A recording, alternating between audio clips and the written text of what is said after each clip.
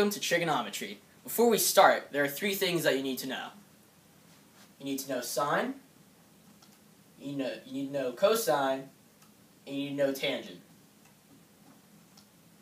Sine is opposite over hypotenuse.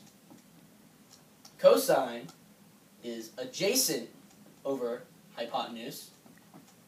And tan is opposite over adjacent. Now, for this to work, you will need a calculator. There is a way to do this in your head, but it is extremely difficult and it is way easier to use a calculator. So have one at hand. This is problem 1.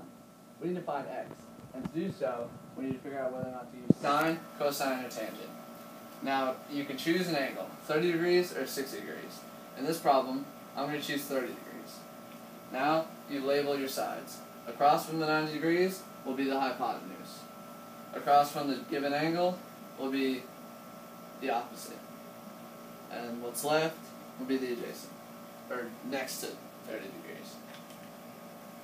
Now we figure out which one of these uses opposite and hypotenuse. Sine. So sine and our angle equals opposite over hypotenuse. So opposite, x, over 7. And since sine is a whole number, put it over 1. And now we can write a proportion and cross multiply it. So x equals 7 sine 30. Put that in a calculator and you'll get 3.5. This is problem 2. We need to find x. And to do so, we must know, are we going to use sine, cosine, or tangent? To figure that out, we have to choose an angle. I'm going to choose angle 60. Now we need to label the triangle. Since x is next to angle 60, x is the adjacent angle.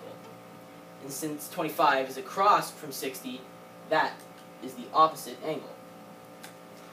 Which one of these includes both opposite and adjacent? It's tan. So now that we know that, we can set up a proportion. We can say that opposite, 25, over adjacent, x, equals tan 60 over 1. Now it's as simple as just cross multiplying. It becomes 25 equals x tangent 60. But x has to be by itself.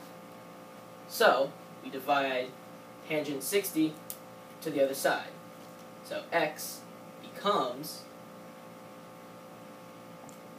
25 divided by tan 60.